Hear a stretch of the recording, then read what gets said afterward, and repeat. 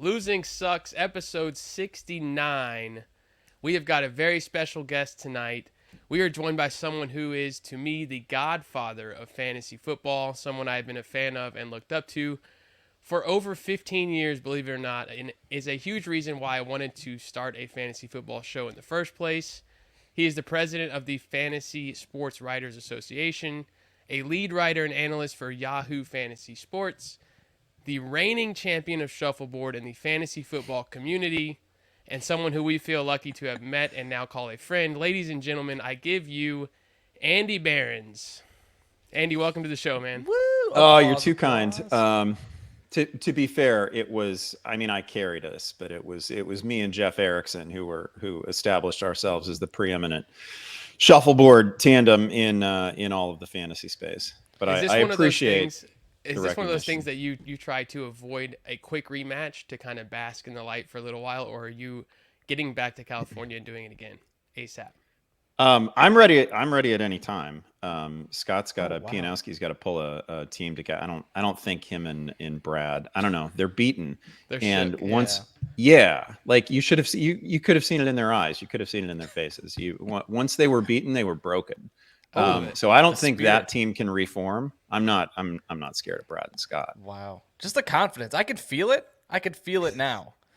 I also haven't played bar shuffleboard since then, so maybe I would need a refresher.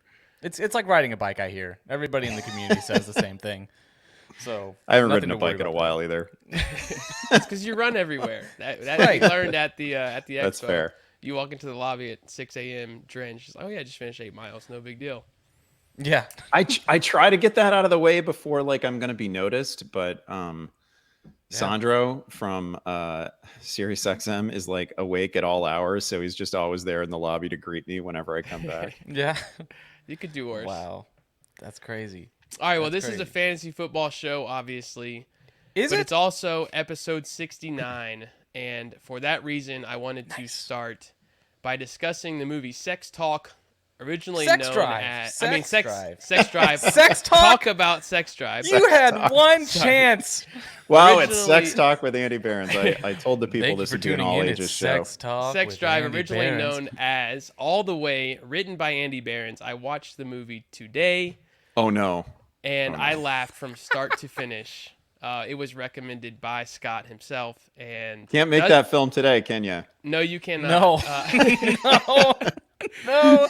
My wife said, you "You're can't. watching what now?" I said, "Don't worry about it. Andy wrote it." Dustin had already seen it actually, but today was no. my first That time. is selling it short. That is selling it short. I haven't just seen it. Okay, that movie is what I based my identity on in high school. Like, So sorry. me It and is my epic. friends would watch. I can't. I just want to. I want to preface it by saying, I cannot tell you how much my mind was blown when Scott shared that little nugget of information at the end of our show together. He's like, and Andy Behrens just casually wrote something that got turned into a sex drive. I'm like, excuse me. You can't just were sweep losing that it for under an the hour. rug. For an hour after the show too. I was like, "Are you good?" He's like, "No, I'm not good." Andy Behrens wrote that. Oh, so that's where I've lived. So the story of that is actually that I had been, this is in the pre-fantasy days. I had been writing for ESPN. I've been doing a lot of freelancing for them, but I was writing mostly for Page 2 and Page 3, which I don't think those are around anymore. But anyway, that's what I wrote in the early 2000s. And somebody just reached out to me and was like, "Hey, keeping in mind that at the time I was trying to write for middle-aged men." And somebody hit me up via email and they were like, "Hey, we think you should actually be writing for teenage girls." I was like, okay, Runs that's right pretty into each far other, afield for sure. from anything I've been doing. But I was also at a stage in my career where I just said yes to everything. And if anybody was asking me to write stuff on spec, I did it. And I wasn't even sure how legitimate they were, but it was somebody connected to a publisher who was asking me to write some sample chapters on spec. And that became a book called All the Way, which it's related to Sex Drive, and it is definitely the book that Sex Drive was based on. But so much of that movie was actually improv'd along the way. Okay, that was my first question: is did they take it exactly how you wrote it, or did they change a lot of it?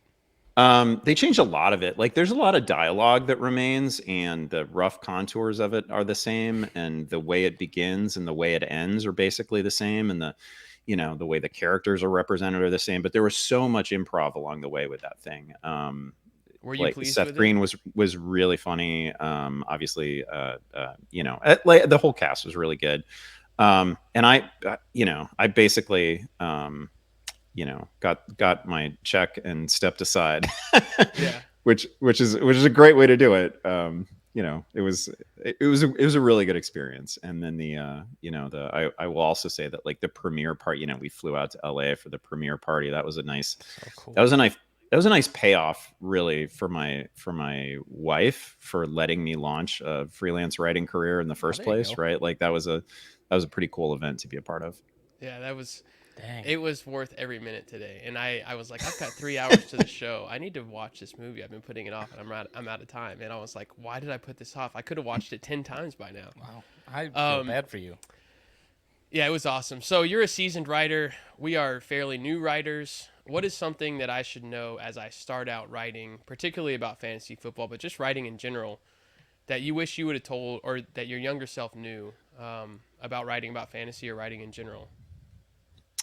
I don't know that this is an issue that I had necessarily when I started out, because I've always been pretty, I've a lot of the early writing that I did was for print publications that put you really through a ringer that I'm not even sure exists today at a lot of online outlets, right? Like, Yeah. so I went through some pretty rigorous editorial processes back in the day. So I don't feel like this was a huge problem for me. But one thing that I see a lot of writers do, a lot of fantasy writers do, is to they confuse writing well with writing a lot. Right? Like I'll see people hype like, oh, I got this piece that's about to drop. It's 3,500 words. And like, there's not that many things that you need 3,500 words to cover within fantasy sports, right? And you can probably pare that down. I mean, I get it if you're previewing every game, Right. but a major sort of pillar of good writing in any area, right? Not just fantasy sports writing, any sort of criticism, whatever, is to have the length of the piece, appropriate to the content. And to respect your reader enough to like actually go through and prune things when you have a lot of unnecessary material there. So I see a lot of people make that mistake. They feel like you've worked really hard when you got those 3,500 words out there, but the piece should probably be like 2,000 words, and that's a whole lot. That's a lot more work to get it down to an appropriate size, right? So I see that happen all the time. That's good. That's good, because I see a lot of pieces that are written like that are kind of gives you their entire backstory. Like, well, we need to recap this person's career since 2018, and then I'll give you what this guy's going to do here in the next 3 games, which is useful when I have nothing to do. Well, sure. and some of that is always just sort of proving your that you've done the work and that you've put enough work in on it. I get that. It's more, it is often more people who feel that they have to give you like I was just talking about this with Joe Bryant on a panel at the expo. Actually, it's dangerous. It's really hard to write in the first person in fantasy sports, and you see people test drive it all the time, right? Like, I'm going to begin this fantasy really, people just want this big list of names that is going to come 1,000 words into my article, and the first 1,000 words are going to be this very first person-y anecdote that leads me to my greater point about this and that, and it's really hard to do that well. And I feel like you lose a lot of people, and that's one of those things where like Matt Berry does it so well, but it's not necessarily something that everyone should try to reproduce, right? It's really hard. It became it's really something hard. that people look forward to, that he would put out that once a year manifesto, and he does it every year. It's like, wow, here's the piece, right? Yeah, and it's not great, and everybody it's a hook that that draws you in and keeps you glued to it. But like that's not something that you're necessarily going to do on your week 6 waiver column, right? And it's not, it's just really hard to pull off. And he's able to do it because he's great at this, and it's really hard, and it's not necessarily for everyone. So I'll see a lot of that too. Man, I sound like an old man. Before we transition to a specific fantasy question, I'll give you a little bit of delayed promo here since I forgot to click the button. Okay, like the Fast and the Furriest is like legit, really like that. That was great. Like that's the best thing I'm probably gonna write. It was like for middle grade boys. It will be. That thing sold really well too.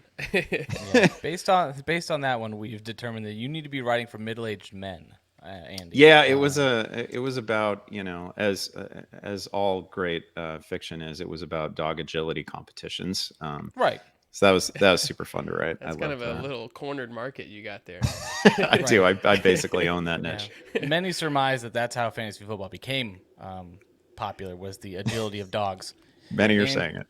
Yeah. It's definitely a theory out there. All right, we've got 2 football-based questions before we have the Diamond League draft. We will start with something like this. Are the running QBs worth a 4 to 5 round difference in your eyes and your experience over the years in fantasy football? Oh, I need this conversation. For example, you got, just based on a per-game basis in their career, Kyler Murray, you can expect 600+. Jalen Hurts now is over 600-yard rusher per year. Lamar Jackson averages out over 1,000 a year. Is it worth 4 rounds before you go Stafford or Rodgers? I guess first of all, I wouldn't. Well, you don't have to do much more heavy lifting than to look at last year's order of finish, right? And obviously, Josh Allen, the guy at the absolute top of the year-end scorers, was a legit dual threat guy. Huge rushing season. Huge both in terms of rushing yards and in rushing touchdowns. But like the next 6 or 7 names are not that. It's a whole, like, I think you'll find Herbert in there was over 300 rushing yards and Mahomes over 300 rushing yards, but neither one of those players was reliant on rushing stats for fantasy production, right? It was, nor were they like 500 yards, 700 yards, nor did they rush for 6 touchdowns, 8 touchdowns, anything like that. So it's pretty clear that in this era, there's probably going to be more than one 5,000 yard passer this year. And there's just, there's no way that doesn't play in fantasy. So I think we're definitely at a stage where there's a lot of ways to be a difference making quarterback in fantasy. And that's a very long way of saying no. I don't think you need to reach 4 or 5 rounds for necessarily a dual threat guy. I think if you do it, it has to be somebody. And I guess, I had a lot of Jalen Hurts last year, but the point of Jalen Hurts is that you were able to take him really late, and he could produce like a top 8 quarterback. Yeah. So I think you've really, like, if you want that this year, you got to be looking at guys like Trey Lance, Justin Fields, and I would actually include Trevor Lawrence in that as well, because he was a fantastic runner. Wow. Oh my God, that guy could run at Clemson. He ran for 330 yards last year. Like, ran really well last year, and like all of the best Clemson highlights in my mind were in like some of his rushes were just incredible. And they weren't just like 1 yard plunges into the end zone either. Like he was really flashy. So I think he's one of those guys as well. So I think that's where you have to look. Or you can reach for Lamar Jackson, because he's actually somebody who's delivered one of those just golden ticket seasons, right? Like if you had Lamar a couple years ago, you were probably in the finals. You were certainly in the playoffs. Yeah. So you're saying, like, if you can get him at a value, like it has to be a later value. Otherwise Lamar's the one guy that I reach for. That where I can't quite help myself. Yeah, 1,000 yards is different from, like, I think Lamar is maybe the best runner in the league. It's like Lamar, Nick Chubb, not many other guys that I would put in that conversation as the actual best runner in the league, regardless of position. So I'd put him in a slightly different category. Like when you watch him, like Nick Chubb's, stiff arming people and fighting through tackles. Lamar is not touched at any point until he steps out of bounds. It is crazy to watch. Yeah, I absolutely love watching that guy. And he's also, again, that's a young player who's already delivered a season in which he was the it's like the all-time per game scoring season in fantasy history. So like, if you're going to reach for somebody like that. Yeah. All right. The final question I'm going to leave about 10 minutes for, which I still feel like is not enough because it can go on and on and on. But PPR versus non-PPR. He walked right into it. He walked right into it. You knew it. I tried to talk him off of this, Andy. I really did. You sent me an article 3 years ago. And he hasn't forgotten it since. I remember exactly where I read it in my new house in Dallas. I was like, wow, this is great. I got an article from Andy Behrens to read that somewhat supports my stance, so of course I'm going to read every word of it. Nobody knows this debate better than you, so I would love to hear the pros and cons to the argument on both sides. And do you think it is now outdated, as the article stated 3 years ago? Yeah. Again, I'm ancient, so I was around when PPR scoring became more and more the norm, and I can tell you that it was a reaction to the just monotony of drafting running backs in the first round, second round, third round, right? And it wasn't wrong that we were doing that because every team was trying to give us a running back who had 350, 400 touches, right? Like that's of such value. And those guys, the people who were the rushing leaders, were the guys who were 1,800 yards, 2,000 total yards. There just aren't teams that are trying to have that identity anymore, right? Like this is a problem that the league itself fixed. So PPR scoring became popular because we were like, man, we got to get a little positional variety in the first round, the second round. We've got to build the case to take some receivers and perhaps some tight ends, anything like that. But then the league fixed it. The league was like, okay, I mean, you just look at, 20 years ago, you would have found 18, 19, 20 guys with 300 plus touches. Fred Taylor had a season with over 390 touches, and we called that guy Fragile Fred. Like that was nothing. Yeah. But now there were 4 guys last year who hit 300. Like there just aren't the sort of running backs that the game is just played differently. The run pass mix is different. Right. So many things about the real life game have changed in ways that sort of make PPR a little bit irrelevant to me. And also it's kind of a dopey thing to award points for. It's just it's not fundamentally different than a handoff. It's a way of transferring possession of the football that is not. I mean, why should a reception for no gain have the same point value as a 10-yard run? That's just stupid. It doesn't in reality. There's nothing backbreaking about the fact of catching a football to a defense or anything like that. Like, it's I get why we did it. Valuable than the 9-yard run. It's funny to me because silly. You said a word that kind of I kind of latched onto. You said fundamental, and in just looking at the word fundamental, you can't spell it without fun, and fun is more points. And how do you get more points, Andy? Travis? By PPR. Everybody gets points. It's Oprah and throwing points out. Okay? Everybody wants. Go ahead. I don't want to sound like, this cranky old guy who's get off my lawn lobbying for standard scoring again either. I'm fine with it. Because I actually I don't know. I've had this conversation with Scott Fish a lot. I've had this conversation with Paulson a lot. Like I play a bunch of leagues that award points for first downs. I want us awarding points for things that matter in real life. I like there to be more parallels between the real life game and what wins in reality and what wins in fantasy. I think that's a good thing. Right. I have all kinds of thoughts on how we can fix quarterback scoring and because that's as much as anything in fantasy can be a tragedy. That is kind of a tragedy to me. We just screwed that. We just screwed that up from the start, right? Like we've got to seriously penalize giveaways and sacks. Thank you. I do agree. Whatever you're awarding for a passing touchdown, that should be the deduction for an interception. Right. I think. Wow. I got a lot of flack for that, for setting up a league that I invited Travis to, that where interceptions are -6 points. Yeah, I like it a lot. Because Dustin, you just said we want more points. It's more fun. Yet you want to take away more for a pick. So now you've got to decide: are you going logic, or are you going? Like it's also a PPR league. Okay. Well, I just think my thing with this is that it's really important to not, we don't want to have seasons like, think of Jameis a few years ago with Tampa, and think of Blake Bortles as an even better example, because Bortles had a season in which he led the league in interceptions, time sacked, and fumbles, and he was like the QB4. And he did that just purely on volume. Like that was a bad season. It's not like he blew up and was really great one season. He was sort of aggressively bad that year.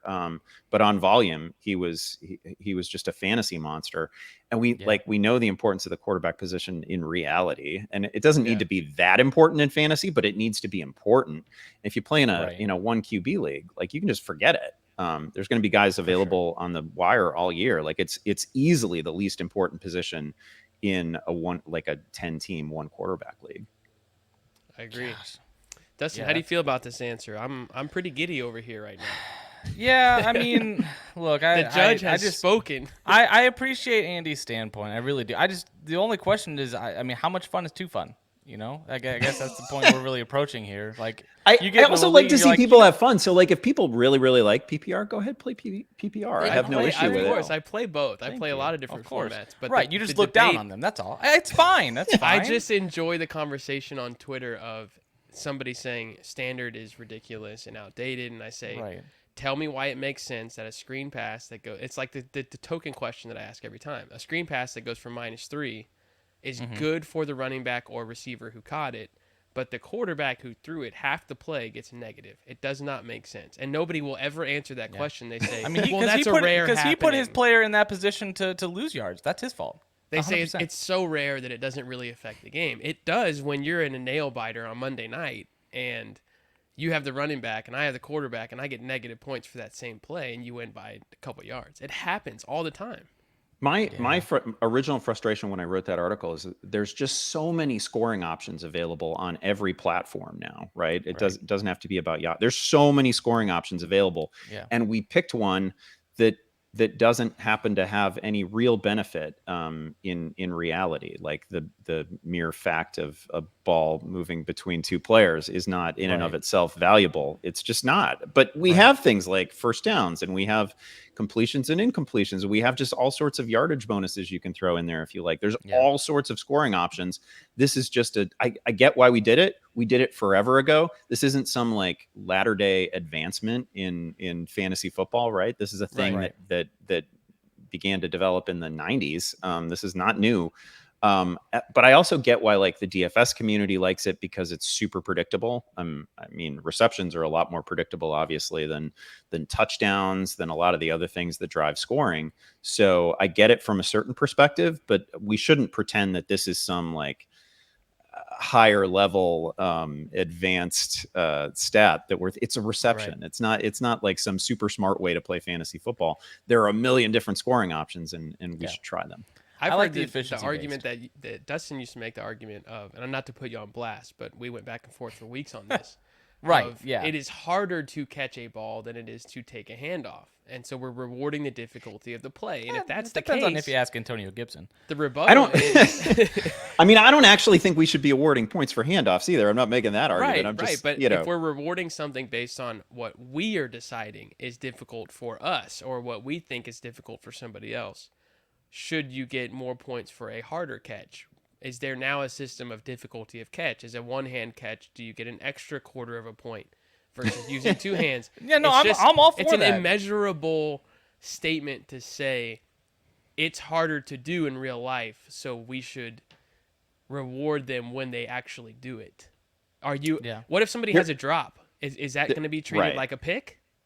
And the problem with drops is almost nothing is recorded as a drop, right? Like you'll get to the end of the season, you'll notice that the person who leads the NFL in drops is going to take 8 or 10 or something like that. But that's not every pass that they could have caught. That's not every pass that perhaps you and I at a bar on a Sunday would say, oh, he should have caught that, right? Like that's a much bigger number. So again, like, people should play whatever they like, whatever they're comfortable with. I get it. I'm just, it's too bad that we got stuck in this cycle of people arguing that PPR is some sort of super advanced, evolution in fantasy sport. I mean, it's so old. It's so old. I don't know if the pendulum will come back. You see, the ball goes through the air and then it's not in the air anymore. So then that means more points need to be And well, the other argument is it makes more players relevant, which I get, but I feel like it separates, and I haven't done a study or read a study. I'm sure there's a lot out there on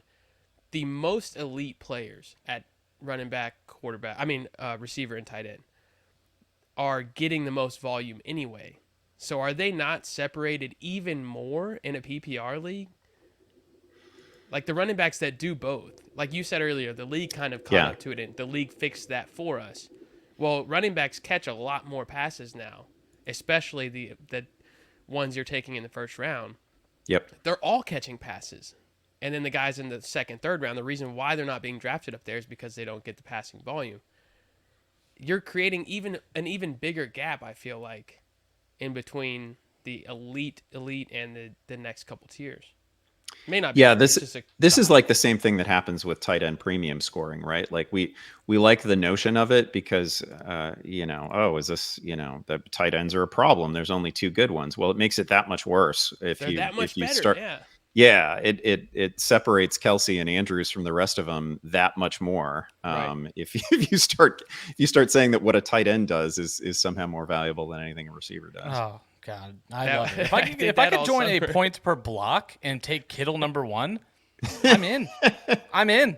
There's not much negotiation that has to happen. He may go 101. I would take him 101. He should. Out of rightly respect. should. He's a You know who you're not seeing blocking? Goodness gracious. Kyle Pitts. I gotta tell you, Andy. I just clicked into the draft, and your voice and the Andy Behrens video is coming up. Yeah, started yelling in here, and I'm like, this has to be addressed. Sir, you need to calm down. First of all, thank God I didn't wear the same shirt tonight that I'm wearing in the draft video. I haven't seen a WNBA jam. That's pretty dope. I like it. That is pretty sick. But we're actually we've had Sky tickets for a number of years, and they play tonight. This is as we speak, tonight is game 4 in their series, so kind of exciting. Nice. Okay, is it the finals? This is the semifinals. Yeah, they're all right. Did you see that Sue Bird, the end of the game? Sue Bird hit the corner 3. Oh my God, that was a travel on the other side. I love that you watched it. It was an incredibly close. high-level game. Like that is one of the all-time games in. I don't know. I'm not enough of a WNBA historian to give you the all-time list of great games, but my God, the shot making in that thing was incredible. It was nuts. I thought it was a clear travel. The spin back to the left to.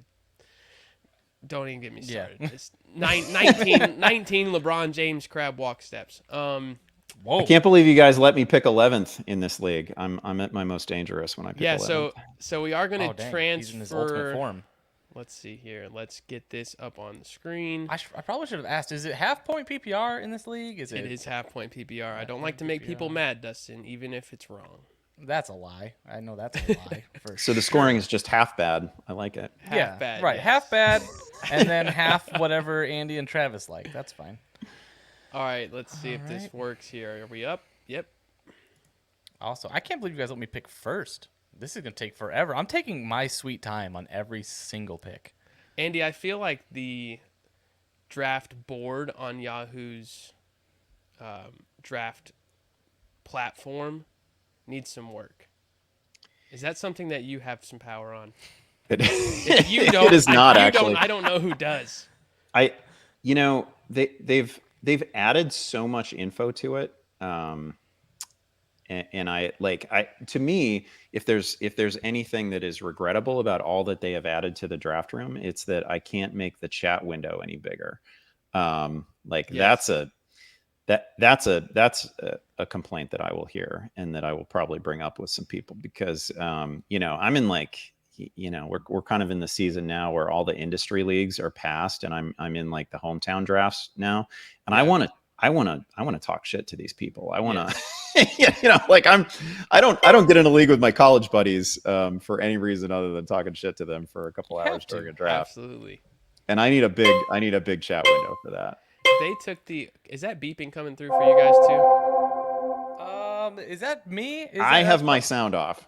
Goodness gracious. I just turned mine off. I think it was me too. I'm figuring it out. Hold on. It's at the bottom of the. There it is. There you go. Draft sounds are off. Dustin is on the clock. All right, so let me break down this pick. It requires a lot of analysis. So, what you want at the top of your draft is a player that is going to get volume and has a lot of skill. Honestly, for me, I prefer someone who catches no passes because that adds no value to my team. You're running out of time. Here comes Damian Harris. Here it comes. There we go. All right. Just in the nick Christian of time. McCaffrey it is. For those watching, this is a Diamond League draft, meaning all 12 have been or are currently Diamond rated players on Yahoo. For whatever that actually means, it is cool to see by your name from time to time. Especially, I think last year, 2 years ago, you guys introduced manager comparison, which is a great shit-talking tool because you can go into a matchup saying, oh, that's cute, you're bronze. You're going to have a lot of fun this week against a 10-time diamond or something of the sort. They've started to do some pretty fun stuff with the data that we have on like Diamond League players. You can see in the draft right now, there's a column there for it says ADP and then it's got a diamond logo. That's their ADP in among Diamond League players, right? So we're starting to use that a little bit more. All right, that's a good. I like it. I should probably look at the draft board and see who's going. Look at Josh Allen going 5th here. Wow, I am a little bit shocked. Unexpected. And all of these players have played fantasy before, right? Like that is the Vetted. consensus. They are vetted. Okay. I have seen their profiles. Okay. I don't know if they were playing against their sisters. Can I tell you one thing? But they are Diamond. I played a prank on Travis when he started up this Diamond League thing. Right when he started, because just for that comment you just made, because you said you can't. I vetted them. I looked at the profiles. I actually sent you a profile from a dummy account I created, Travis, and you actually invited that account to the league. Wow, then you must have done that pretty quick because I got a lot of responses. It was like that. I had it all set up. I'm How many years of a Diamond League did they have? I'm like 15. Oh, I have no idea. That's absurd. But I'm like, I don't know who this is. I'm like, but I'm going to take it. I went Kelsey. I think is one of the pure difference makers. Obviously, everybody knows that, especially in this league. The Carls is a buddy of mine from a home league who I believe has been in the Super Bowl 4 out of the last 5 years. 3 of those against me, so he really knows his stuff. Andy, what are we thinking here? Oh, I'm on the clock. I was watching Chase and Henry fall to me. That was really pretty exciting, and then it didn't happen.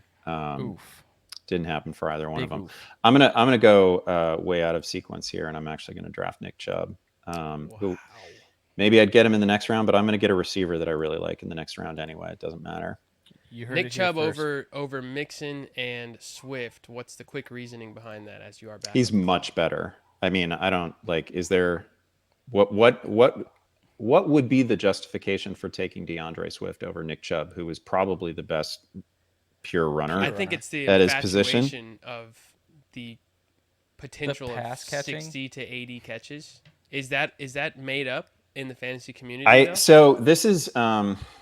Yeah, I think that's a real worry because I was on the 4 for 4 podcast a couple of weeks ago, and I was just, we were talking about players that we were particularly bullish on, like, flag plant sort of players, and I was using the Fantasy Pros tool to see who I was high on relative to the industry, who I was low on, and I'm like a good 15 spots higher in the overall on Amon-Ra St. Brown, and I'm lower on Swift and Hawkinson because that's where it's got to come from. Like, right.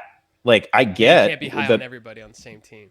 Right. I get, unless you think that Jared Goff is going to challenge for an MVP, which I don't. No. Those my props. And like I get the fact that DeAndre Swift was on this pace early last year that would have led to 80 catches, maybe 90 catches, crazy season. Once St. Brown blew up, I don't know how they put that back in the bottle. I don't know how they say, okay, well, enough of that. We need to feed the ball on even shorter routes to DeAndre Swift. Like, I just don't think that's going to happen. I think what St. Brown is going to do, what they found with him, is going to come out of the workloads for Hawkinson and Swift just a little bit. Like, I think Swift is fine, but he doesn't compare in any obvious way to Nick Chubb when they have the ball in their hands. I mean, that's just my personal opinion on Nick Chubb. I think him, and it's actually pretty close for me with him and Mixon. But that guy, if it's not this year, I still think it's going to be sometime. He's going to win a rushing title. I think he's that much better than almost anyone in the league with the ball in his hands. Any question to the pick? You're still on Nick Chubb, but any questions that you have on the offense with Brissett leading it for the first 11 weeks? How did it look last year? Was that a super dynamic offense in your eyes last year? That's not the wording I would use. I'll be honest. They were trash last year. Yeah. And it doesn't matter. He's been a 5-yard per carry guy every season of his career. I mean, that's just of all the things to be worried about. Oh no, the Browns have a bad quarterback this year. That's just never. Right. I mean, we saw Baker have a single season that was kind of okay if you squinted a little bit, and ever since then, I mean, it was promising because he was fine until he got hurt. Yeah, and then it was brutal. So no, that's not really a huge worry. I mean, the obvious worry, but this is only half PPR. The obvious worry is that Chubb is probably going to catch 35 balls. Right. But that's not, to me, that's just not enough of a difference with someone like Swift. Something that has steered me away from Chubb when I feel equal with Chubb and somebody else is the ability to get Kareem Hunt at a value right now. And I don't necessarily think I want both. And so I've ended up with a lot of Hunt and the other running back that's at Chubb's level. But I asked something on Twitter maybe a month ago of who's somebody when the ball's in their hands you think it's going to the house at any moment, every play. And Nick Chubb is one of those few guys. When you're playing against Chubb, you just expect to get murdered. Yeah. He just has that feeling. It's okay, I'm up 25 going into whatever game. So there's a good chance Nick Chubb matches that. And it's hard to find. And you feel like there's only a few guys that you can count on one hand that are in that category. I think Nick Chubb definitely is. Yeah, it's also you got to like your team and you got to like watching your team. And he's just absolutely one of my favorite players. Really, since I've been doing this, he's definitely on the short list of my favorite just pure runners to watch. I like it. I have always gone running back early, and for whatever reason, I have been fine with Kelsey and one of the elite guys, whether it was Diggs or CeeDee Lamb. I think CeeDee has a monster season. I feel like I was early. Everybody likes to say they were early, but I said I believe in April. He's a dark horse for me to be the overall number one and have a Cooper Kupp type season. But Stephon Diggs, you paired with Chubb, that's a very high ceiling and very high floor.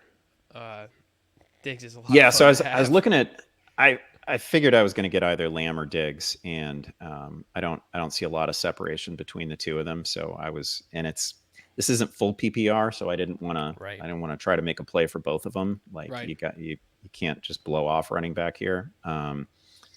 But Diggs obviously has wide receiver one upside. It just happened a couple years ago, and I agree with you on Lamb. He definitely does. I mean, if you told me in a 17-game season, CeeDee Lamb this year is going to see 200 targets, maybe that might be in play for sure, especially with a high-powered, high-paced offense like the Cowboys. I don't know who else is going to catch passes there. Is it just going to be some amalgamation of Schultz and Tolbert and maybe some Pollard mixed in? Yeah, I don't even know how much Tolbert has really separated himself and how much of it is the fantasy community. You keep reading from beat reporters that he's a little up and down, right? So I feel like this is one of those things that the fantasy community is kind of willing to happen. We're pushing for it real hard, but it may not have actually materialized in camp and preseason. Wow. All right, I'm punting running back again. I think Lamb, Higgins, Kelsey is fine. I don't love the running backs here. I think I'm better off waiting for the A.J. Dillon type crew than reaching for a Mitchell or Etienne here. Dustin, what do you have so far? Walk us through the mindset of the first few picks. I just pick good players, guys. Those are the only kind of players I pick. Those are some good ones. McCaffrey, I feel better about my teams when I have that tight end, top 3 tight end. So do that. I know I can find some value wide receivers later in the draft, and kind of gives me a little bit extra flexibility. And then Fournette, I mean, even with the quote unquote reduced workload that we're seeing, I still think any Tom Brady offense is going to produce points, and Leonard Fournette's the guy that they're going to use on the goal line. So why not? Yeah, we've said this a few times. Alex Dunlap over at Roster Watch had one of his colleagues go to pretty much all of Tampa's camp, and they said Fournette will rarely come off the field again this year, and that's a great thing to hear for a second-round running back who just had a monster season. Andy, the mic is yours here. You just reached who you said you were going to reach for, if possible, Lamar Jackson. What do you follow it up with? Man. Yeah, I thought I would, I thought I'd try to keep this relatively authentic, and I did just talk up the fact that if there's one quarterback that I occasionally reach for, it's Lamar. Is it? I don't know. I feel like I've put together a pretty fun team through 4 picks. Let's see what we got here. Not everybody loves Nick Chubb. I get it. You're all reception snobs. But I start with Chubb, and then I go Diggs and DJ Moore. Who, listen, DJ Moore's never played with a great quarterback, so he'll fit right in with whatever version of Baker Mayfield we get. That guy's just terrific. I will also say that Keenan Allen went right before that pick, and I definitely would have just absolutely smashed the draft button on Keenan Allen. I think it's weird that he falls. I think it's weird that people aren't really enthusiastic about Keenan Allen. Like, that guy's 100 catches every year. Blows my mind. And then I took Lamar because, again, Lamar has had one of those rare, we don't even see them every year, right? They don't even happen every year. Like a total golden ticket season where if you had him, you were probably in the finals. Lamar had a season in which more often than not, he was over 30 fantasy points a week, and he's gone over 1,000 rushing yards twice. And I feel like we haven't even last year. Yeah, we haven't even seen a season from him yet where he gets a little bit of luck on rushing touchdowns either, right? Like, he has, like, by rights, he should have like a 10 or a 12 rushing touchdown season already, and it just hasn't happened. So I'll be surprised if there's not another historic Lamar Jackson season at some point, and you definitely want to be invested in him when it happens. Quick thoughts on Elijah Mitchell. I could not keep punting running back. I feel like Damian Harris being a running back 1 is not somebody that excites me. Elijah Mitchell, I was pretty wary on, one of the two. Would not in a box. For a while, but for whatever reason, I feel much better about Elijah Mitchell recently. He's healthy again. I feel like the threat of a running quarterback would help them even more. And when you have a healthy George Kittle, whoever is toting the rock is going to eat in that offense. And the reports are he's the clear one. Andy, what are your thoughts on Elijah Mitchell? I don't think there's any question about it. He's the absolute clear number 1 for a team that probably wants to run the ball 35 or 45 times or 40 times a game, right? Like, I think I also think that the opening week matchup with Chicago is just so, it's going to be important to watch because I feel like the game script that is available to San Francisco is going to be something very close to what they want to be all season. Like, I don't think the Bears are going to race out to a multi-score lead and San Francisco is just going to have to throw the game plan out the window, right? Like, I think we're really going to learn if this is actually a team that only wants to throw the ball 20 times, 25 times, and just wants to run the ball 40, which they might be. And if that's what they are, it's obviously really good for Mitchell. He'll take all the work he can handle, but it's really bad for this receiving core because there's no way to support Ayuk and Debo and Kittle at the places where we're drafting them if they're seriously going to be a team that rarely throws. Goodness. Yeah, the one thing that scares me a little bit is the health history of Kittle. When he is not on the field, their running game is much different. Yeah, and rightfully so. He's a monster on the outside. It is approaching 6:45. I know you said you had 45 minutes tonight. We don't want to kick you off, but I want to let two of my guys were just taken too. I was Juju was taken. Amon-Ra St. Brown was taken. I'm crushed. That's a terrible feeling. Dustin, who you got here? Andy, just let us know whenever you need to run. We know you've got another commitment tonight. I probably literally have like 30 seconds before people start walking in the door. Man. Okay, maybe you have time. Hopefully the board will allow you to make 1 or 2 more picks. If not, you can give us the peace sign and just bounce. It's not going to be a pick I'm happy with. It's not going to be the guy I wanted. Oh man, I'm so sorry I took I was going to take both of them, but so sad. Let's see here. Dustin, what did you do at the turn? Zach went- Wilson's Lonely Mom Club. Yeah, when Juju Oh, you got and Brandon both Cooks. of them. It was you who took both. He wanted Amon-Ra. I don't know if he necessarily wanted Brandon Cooks, but I thought about Amon-Ra. Andy talked me into it. I just couldn't change my whole lifestyle based on one man's words. I think that guy is so good. The other fun thing that Detroit did with him last year is they started to put him like in the backfield a little bit. They didn't go full Deebo Samuel, but they messed around with it. And I think we'll probably see more of that. I was That's very pretty happy cool. with Marquise Brown right here. It did not work. I will pivot, sorry. and I will take Rashad Bateman, who is quickly rising up boards. I think if Lamar has the season that you're saying he could have, it's not just the legs. So you're gonna blow up my stack. I'm You're gonna gonna blow up my stack Bateman right before you leave the show. Oh man, That's brutal. Andy's never gonna talk to you again.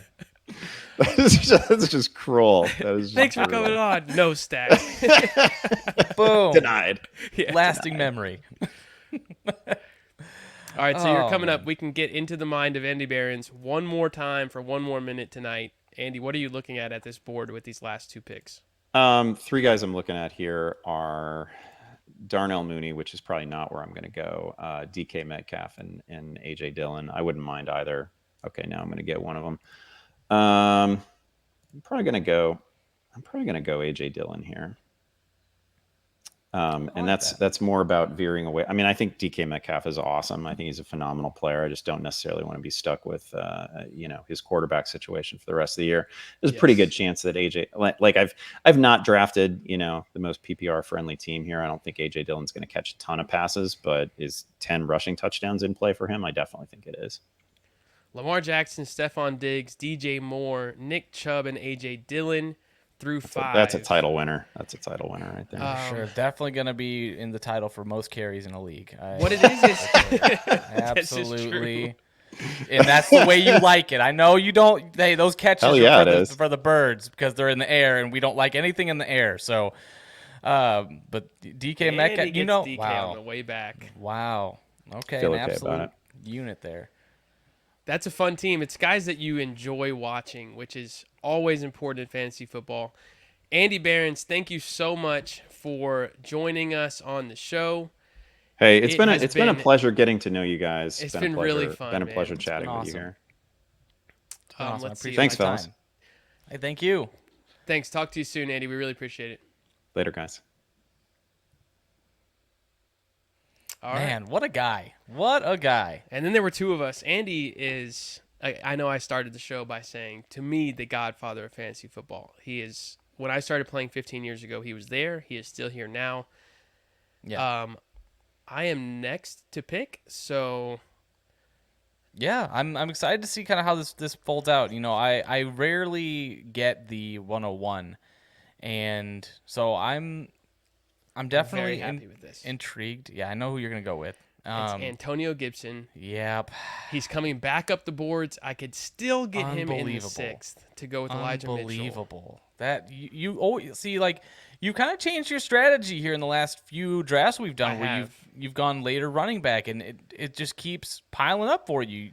This Antonio Gibson thing, however unfortunate that it is, it's just that's where we're living, It and has worked out. and I'm okay with it. Apologies to Brian Robinson, but those of us who have a lot of dynasty shares of Antonio Gibson and redraft shares of Antonio Gibson, and even probably $400 or $500 worth of best balls that have a lot of Antonio Gibson, are very okay with what is going on in Washington. Yeah. We are sorry for say. Brian Robinson. It's unfortunate for him personally, but Yeah, absolutely. That's so you Antonio want to see that. Gibson is my RB2 in the 6th round, which has allowed me to start with Travis Kelce, CeeDee Lamb, T. Higgins, Rashad Bateman, Elijah Mitchell. I am very happy with the team so far. It looks like a diamond roster to me, but I am a homer. We will switch over to the draft board and see what Dustin's mind wants to do here at the turn. Yeah, I'm not going to reveal a single thing. In case anybody's watching. Until my pick, because I've got 3 guys that I have queued up, and I don't want a single one of them disappearing. So as soon as I get my guy, I will let you know. But I'm excited about the possibility. Well, honestly, now I'm guaranteed to get at least one of them. So I'm looking at the quarterback position at this turn. It is that time. I've got 3 guys that I like here equally, and Who are the 3 guys, Dustin, if they're equal? If they're You can equal, say them out of order. yeah. Love Russell Wilson, love Trey Lance, love Jalen Hurts. So I'm getting one of these guys. So I'm all here for it. So go ahead, and now I'm guaranteed. Yeah, it's falling into my lap. Interesting what Andy said a few minutes ago about the Niners receivers. I don't have a lot of shares of Ayuk and Debo. Mm-hmm. It hasn't necessarily been because I feel like they want to run the heck out of the ball. It's just that I'm scared of Trey Lance and what we don't know. Right. And those guys are still decently expensive for what we're expecting this year. You're on the clock, and Jalen Hurts got taken right before. I know he was the first one that you wanted. Yes. So option number 2, is he worth it here? Option number 2, yeah, I like this guy. I love this guy. I think it's going to be great. Russell Wilson. Look, between he and Trey Lance, I love the security. I love a known commodity. Could Trey Lance absolutely light the world on fire? Sure, but I'm not going to take that much of a risk here in the 6th round. And then heading into the 7th round, looking at the rosters and seeing kind of what's there, I think I like the idea of a stack here, and I think I'm going to go with Jerry Judy. One of your old timers. Jerry Judy, the man who overruns his routes. You think because of the Tim Patrick injury, Jerry Judy is or is not a top 25 receiver in your eyes? I think he can definitely be a top 25 wide receiver. The offense in and of itself, but also, I think Courtland Sutton's going to be the one there for sure. Okay. But we have seen Russell Wilson support, 2 very fantasy relevant wide receivers. If all breaks right and Jerry Judy shows that he can actually, step up his game and stay healthy, I think here in the 6th round, a target hog like Judy who can work the intermediate field, I like it. Kind of got to go against some of the things that I normally do. I was thinking about Christian Kirk. Adam Thielen was also there. Christian Kirk, both of these guys got taken ahead of ADP. Christian Kirk quite a bit, maybe 20 spots ahead. So obviously with the Diamond League, you expect stuff like that to happen. Right. Well, you didn't say Joe Burrow was one of the other guys that you liked. No, I did not. I am intrigued by Burrow here to stack with T. Higgins. I think that would be a fun thing to root for. However, there's just enough quarterbacks left to where I want some more running back depth. If Elijah we just had that conversation. We just had that conversation, right? About like, is the rushing quarterback worth it? Is getting that kind of guy, way before, like a Joe Burrow? Because right now, like, you're either taking, Trey Lance, you're taking Joe Burrow, Dak Prescott, Joe Burrow. You know? I think there's just too many of them. Dak is another guy, like you just said, I could pair with CeeDee Lamb on the way back if I wanted to. There goes Burrow right after me. I went Miles Sanders, somebody that I've been very vocal about. I still believe in. I think end of the 7th round for a starting running back on what I expect to be a very good offense. I think most people do. I want a piece of that, especially when my only 2 running backs are Elijah Mitchell, who people believe have red flags. He wasn't the epitome of health last year, and Antonio Gibson is not the epitome of health either, and it could get crowded towards the back half of this year for Gibson if it's not going well. Yeah, we're kind of getting in that running back run zone where these middle round running backs start going. Yep. So I'm really interested to see where some of these guys end up because wide receivers still there. Quarterbacks, I don't really foresee a run happening. There's still some high value wide receivers left on the board. I need to see. So what I'm going to do real quick is look after me before it comes back to me. How many guys don't have quarterbacks? So we've got Murray. Yeah, take a look. Herbert, Allen, There's 1 empty, 2 empty. Hurts, and you have Russell Wilson. So I'm guessing only 2 go off the board if I were to wait. Well, you do have Patrick Mahomes and Josh Allen on the same team, so anything can happen. Oh, wow. Diamond League player right there. Dak Prescott, Matthew Stafford are the top 2. Kirk Cousins is right there for me. I think I'm going to wait. Okay. I love it. I'm going So- to take 2 quarterbacks at this turn. So All right, you do that. that is what I'm planning on doing. I I'm gonna don't know. grab- Tell me someone you hope to make it back to you. I guarantee I will not take them. Just tell me who you're looking at. I'm going Kareem Hunt here. Okay. He's somebody that I've been on all day today and traded for in multiple leagues. I Yeah, think you sent me a few offers for him, so I'm definitely well versed. with how often we think the Browns are going to be trailing, and I think that is an undisputed belief, Kareem Hunt should get plenty of work to be a viable flex. And if something happens to Nick Chubb, he is a top 5 to 8 running back because of how well he catches the ball. So, Miles Sanders, fair. Kareem Hunt, I don't need to take another running back the rest of the draft. I'm happy with watching all these receivers. Really, you and think those 4 are good? You think that's yes. If there's one a late handcuff, maybe a Herbert, a Hines, Gainwell, one of those guys, sure. But right now, Yeah. I feel comfortable taking a boatload of receivers and grabbing my quarterback. I can't blame you. I mean, you want guys that are going to be important in their offense and aren't going to be taken off the field due to game script issues. So I don't really have an argument for that. As Tony Pollard goes off the board, someone who is a fantasy darling of mine. R&B fantasy, which that's know who our that boy. is. That's our boy Boyd's. Is it? That is Ryan Okay. and Boyd's, and Welcome they have in. started a podcast. You guys go follow R&B Fantasy if you get the opportunity, which you should. Good Kareem Hunt dudes. was a snipe, apparently, which makes anybody feel good to read. So thank you Feels so guys good. for solidifying So the good. pick. Dustin, Yeah. you're coming up here.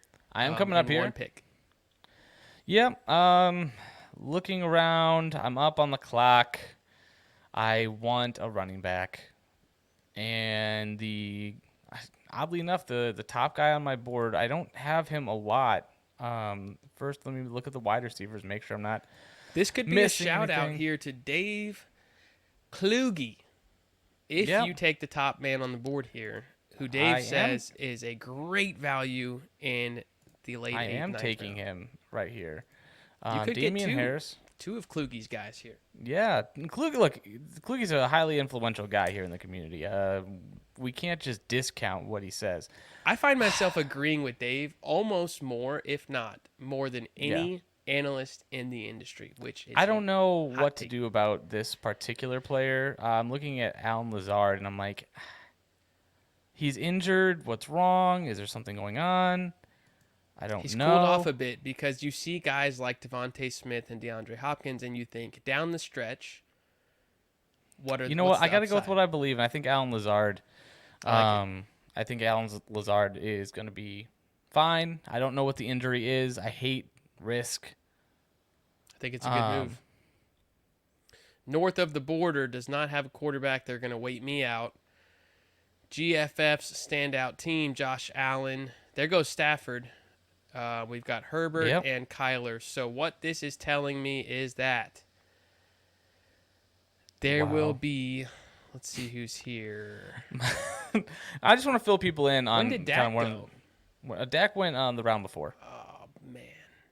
So just a quick fun story to share with people. I've been also walking my father through a draft that he's doing, and he was telling me it's a home league, and you get these these odd happenings in home leagues. He has the 101 as well, so really cool to also simultaneously have the 101. He has Christian McCaffrey, DeAndre Swift, and Saquon Barkley as his running backs. He has Mark Andrews. He has T. Higgins, Allen Robinson. It's an absolute. He just picked up Russell Wilson as his quarterback as loaded. well. It's an absolute. I want an extra gift when the holidays come around. I think I've deserved that at this point.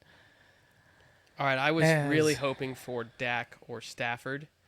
They both did go. Who are we looking at? And Kirk while Cousins. Cousins, Aaron Rodgers, Justin Fields, Trevor Lawrence. I think I'm still okay here. But is there somebody that I must have? DeAndre Hopkins and Smith go right before, which hurts. So I'm just not going to play the chances of somebody taking a second. Oh, take a risk. So it's Stop being a baby. It's going to be Derek Carr. I am going with somebody that I think goes for 5,000 yards and 36 to 40 touchdowns. Wait, you went with Derek Carr and you could have gone with Kirk Cousins. This is correct because I plan on taking both and playing the matchup between the two. Oh, wow. I don't know if I would have done that. Kirk Cousins over Derek Carr is an easy smash. It is not for me. I believe we see an enormous year from Derek Carr. Devontae Adams, Darren Waller, Hunter Renfrow in a shootout division. I see 5,000 yards, 36-plus touchdowns. I said it. I believe it was April 7th. I think Kirk Cousins is going to throw for 5,000 yards as well.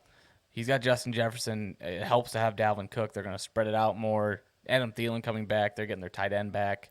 The cool thing is I can take him again. I can take Kirk Cousins here and play the matchup. Absolutely. You 100% can. And I see no reason between those two guys. See no reason to burn or not to burn valuable draft capital in the 9th to 10th round on only one position that you can start. So I completely agree. Let's see here. We've got Kirk, Rodgers, Fields.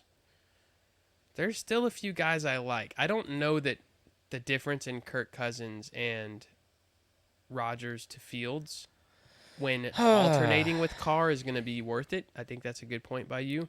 Well, if you ask Vegas, the Bears are not going to be scoring many touchdowns this year. So, I would this is caution coming from a man against, who wants to draft Justin Fields here in just a little bit. I love Justin Fields. I see He's through like it. A son to Lies. Me. He is like a son to me. What are we looking at here, Travis? The team over here on the right is Derek Carr, CeeDee Lamb, T. Higgins, Mitchell, Gibson, Kelsey, Bateman. Gosh, those are some guys that I have touted all offseason. Sanders and Hunt on the bench. It feels loaded. It always does when you finish a draft. I'm looking at Kadarius Toney here. I like it. And he is, wow, Raheem Mostert. Facepalm Circus. Must be one of your guys. I'm going to go with Kadarius Toney. I think that he is so fun to watch. Sterling Shepard cannot stay on the field. Kenny Galladay cannot stay on the field. And it can't just be Saquon Barkley. So I'm going to go with Toney, who is healthy and back at practice. I love it. You can't have too many good players. Kenneth Walker. Dang it, Kenneth Can Walker. Can you have too many Giants? Steffi Smalls is a big Giants fan. I would like to see, can you have too many Giants? I would suggest not taking so many. I'll be honest with you. Ooh, all right. Nyheim Hines going. I like the pick. How do you feel about now? I know a lot of people like reach up for defense. I just want and we are also going kicker. The Diamond League is looking interesting right now. Wow, people are really taking some. I mean, Brian Robinson is a guy I would have taken later. Goodness gracious. This is good for us right now. Live on air, good for us. We are seeing picks that are good for losing sucks. Good for losing Andy sucks. Behrens. Dustin's going to win the league. The championship. All right. Talk us through it. Tyler Lockett, for sure. Look, he's going to catch 100 passes. He's going to catch so many balls. Yes. I also have another running back here that I'm interested in. I need to look at the list. There's a couple that I'm super interested in. I don't know what his role is going to be on the offense. Can I guess? Yeah, go ahead. Kenneth Gainwell. Yes, I'm actually between Kenneth Gainwell and James Cook. Yeah. Goodness gracious. Yeah, you know what? I'm gonna go with James Cook. I don't have him in a lot of places. It's a half-point PPR. I see a scenario down the road where he takes over the lion's share of the backfield work. Not necessarily like enough to get like a 70, 60%, but like 50-50 split with Singletary and some Moss sprinkled in, I'd be okay with that. All right, I like it. There goes Gainwell.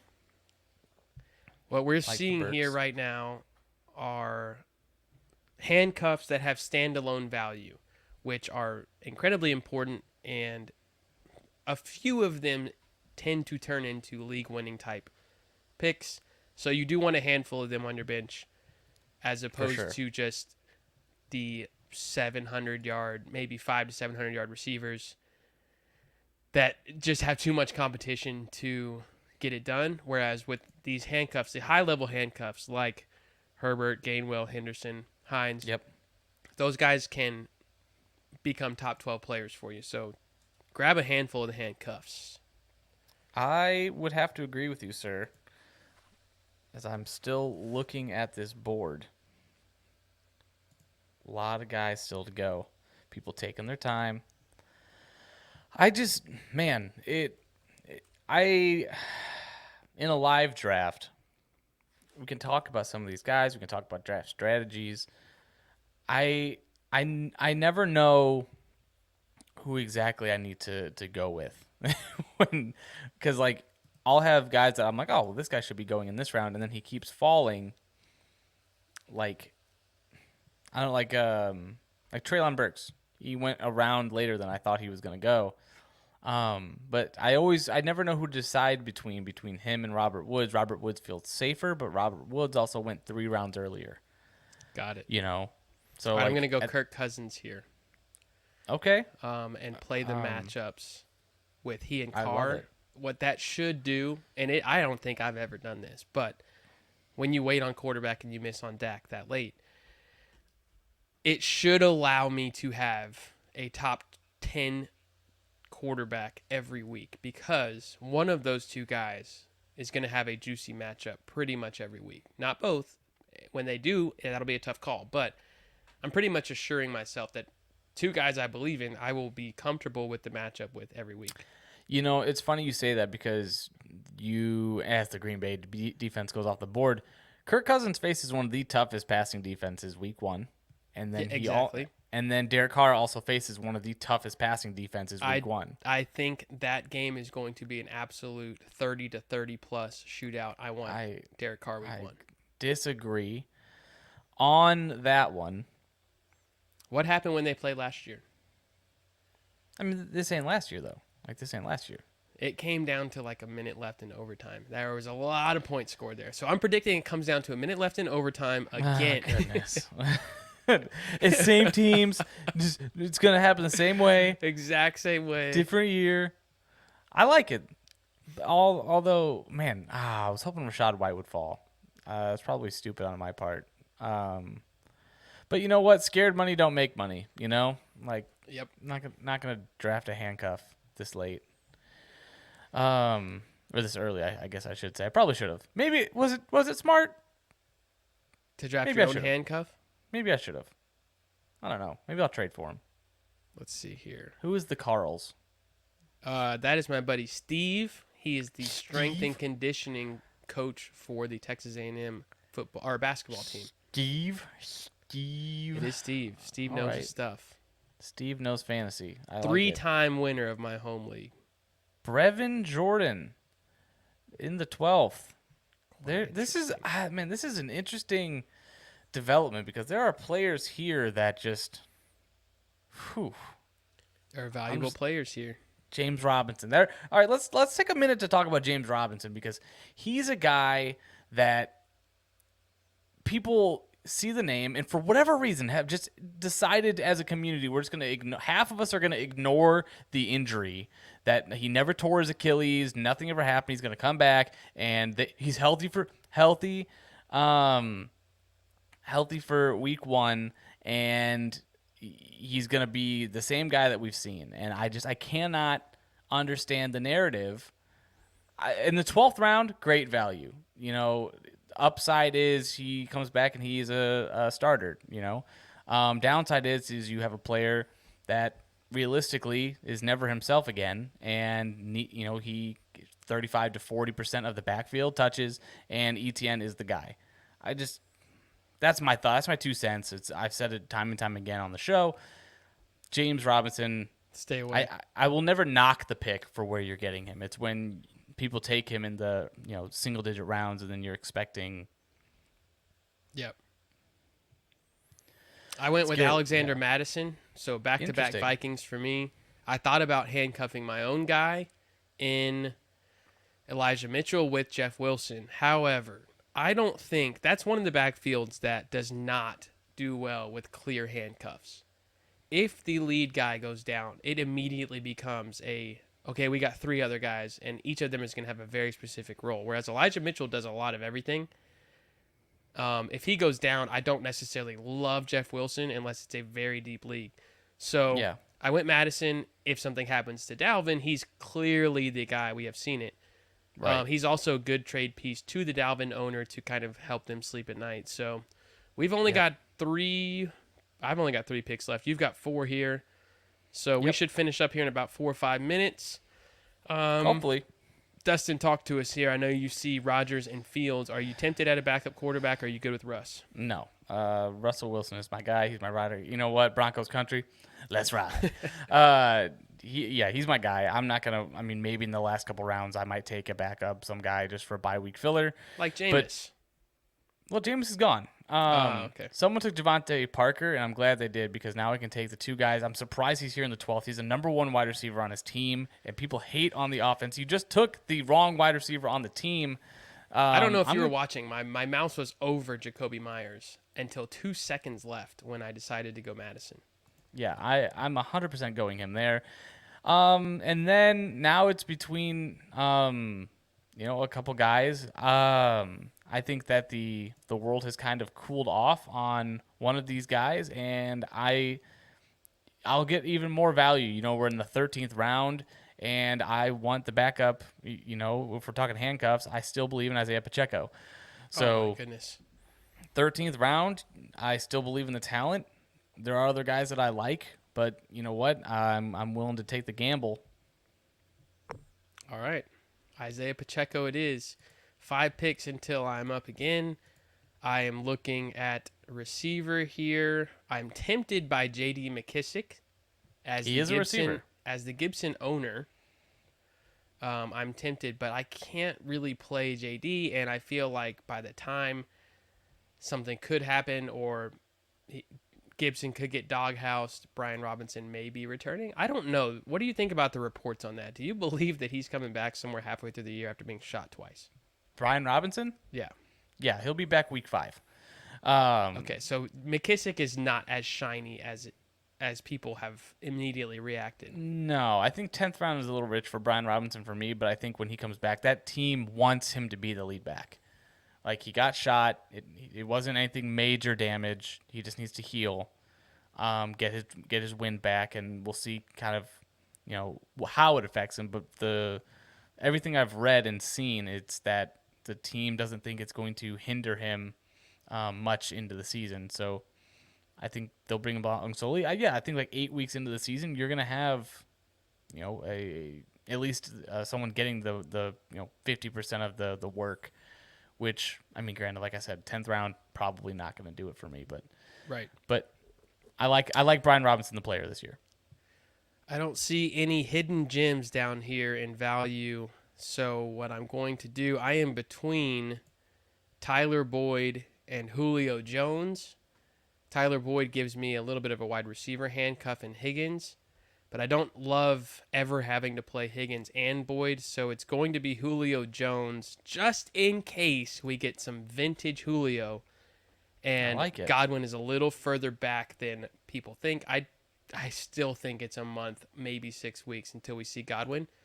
And if Mike Evans or Russell Gage are not fully ready to go, Julio Jones is going to get a lot of looks. So you should. It's a big name. Julio Jones is one of those guys that if he has, let's just say he goes for 80 to 100 in a touchdown in the first 2 weeks. Okay. People are knocking on your door saying, are they? Brady is going to revive Julio. He looks great. You may be able to move him. You may not want to move him. I want a wild card like that. I don't have any of those on my team, and he's another fun guy to root for. If Julio Jones is feeling great for the first month of the season, I could see myself finding a way if somebody gets hurt. I don't know. That's tough for me, man. All right, last two picks for Andy Behrens. I want you to analyze what he just did. Okay. Andy. So which team is he? Is he the secret treasure? So he went Aaron Rodgers. Aaron Rodgers in the 13th is absolute highway robbery. I love the Tyler Algier pick. I'm not buying into the whole Damian Williams is going to be this stalwart in the backfield. That's phooey. Like Aaron Rodgers, Tyler Algier, you just got two guys that probably at some point during the year look, we know that Andy loves carries, and Tyler Algier he's gonna get his share in that backfield. So way to go, Andy! Another savvy move. I love the Carlson pick. Underrated kicker. Do you find yourself going kicker or defense first? Kicker typically. Just depends. Mike Davis loved that pick. I have found myself going defense in the 14th, kicker in the 15th because of the matchup week 1. But so we get excited about defenses every year in the first week, and then you get 3 points because some crazy play happens and the team scores a touchdown in the first drive. Yeah. It just takes 17 points for them to be meh, and then you could have had an Evan McPherson. You could have had,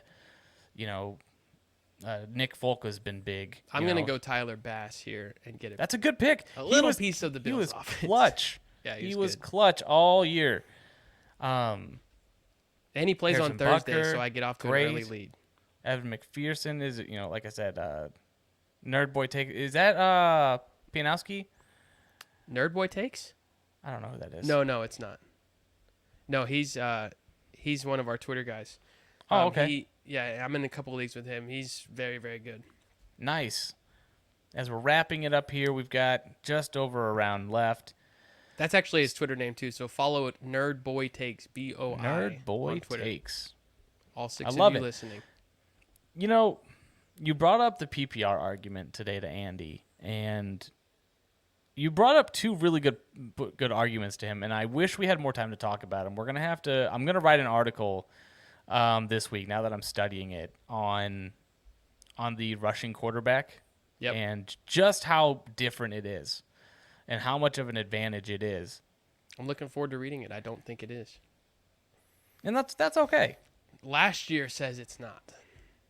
And I even am talking points per game because guys like Lamar, Kyler, Hurts are 1 point, maybe 1 point something off of the Cousins, Stafford, Rodgers group. Mm-hmm. And a handful of them were banged up, which you just inevitably are going to get a few games of. Maybe not. But it is so fun when they do have those 35-point weeks because they rush for 80 and a score. It is league-winning capability, and I'm sure that will be part of your article. Yeah, for sure. It will be noted. We're finishing up here when I finally got some of the Ravens defense. Thank God. Facepalm Circus says he made a mistake. Let's see if we can spot it by looking at his roster really quick. What's it going to be? Facepalm Circle. Did he go? Circus. Oh, Circle. Circus. It's probably Green Bay because you don't want to play them against the Vikings week 1. No, you really don't. You really don't. He's got the Burrow Chase stack. Dobbins and Akers. Does it get riskier than Dobbins, Akers, Jacobs, Mostert, James Robinson? My man said, our running back room is going to be so much fun. We can't wait to see all the red questionables every week. Between 4 running backs, you have 4 good legs. That's amazing. Nerd Boy takes Dontrell Hilliard, last pick of the draft here for Ryan and Boyd. Go to New Orleans. That's a little bit of a snipe. I was hoping for that defense. Week 1 matchup is beautiful. It's a good one. That's a good one for sure. So I will find myself with the Philadelphia Eagles. That's a dang good spoiling a little bit of Hard Knocks glitter week 1. I think I still like Swift, but I think Philly comes out hot and ready to go week 1. I love it. Put that on the board. Justin Fields in the last round. Good to see him not go undrafted. I'm glad to see that. So For a we are team that back has to all Joe Burrow. players. You We've are got- done. Andy Behrens closes us out here. Who we got? Last pick, Cleveland defense. Versus the Like Bake a Show. pro. Yeah, there's a lot of Goodness. opportunity there. Baker may serve it up. You never know. He's Andy only been is with the such team a for a Cleveland month. guy. Mike Gesicki goes. All right. Beautiful. That is it for the Diamond What a League draft. draft. We are an What a hour draft. and 20 minutes into this show. Stop sharing screen. There we are again. Great. God, that was fun. Andy, thank you so much for coming on the show. I can't tell you how much it means to me as somebody who's been a fan, like I said, for 15 years, to meet you at the expo, to have you say you would come on the show, and then to actually make it happen. I mean it from the bottom of my heart. I really, really appreciate it. Today was a pretty special day for me in fantasy football. It'll be hard to top. Dustin, close us out here, man. Guys, that was a lot of fun. Andy Behrens, like you said, someone that you've wanted to talk to for a long time. You talked to him at length at the expo. I know that was an all-time moment for you. And I'm sure it was an all-time moment for Andy Behrens as well. Maybe Andy, tonight was. I hope you have a good amount of fun in your leagues. Obviously, you're not going to be having the most fun since I'm sure none of them are PPR. I hope you don't have fun in one. the Diamond League. Right. But to everyone, thank you for watching. Thank you for listening. Make sure you follow us at Losing Sucks. As always, though, losing sucks. Don't do it.